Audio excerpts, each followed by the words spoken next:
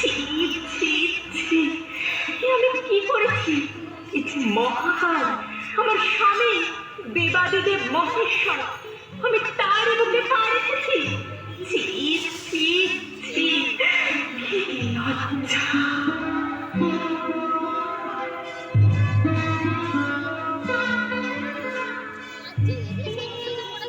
থমকে গেলেন মা মহামায়া।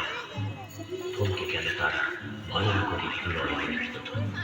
স্বামীর বুকে পা রেখে লজ্জায় আরক্ত মা মহামায়া জিভ কেটে ফেললেন। দেবী পার্বতী মহাকালী রূপে তাঁর সব ক্রোধ সম্বরণ করে নিলেন। দিকে দিকে বেজে উঠল শঙ্খ, শান্তির কল্যাণময় পরশে স্নিগ্ধ হল ধরা।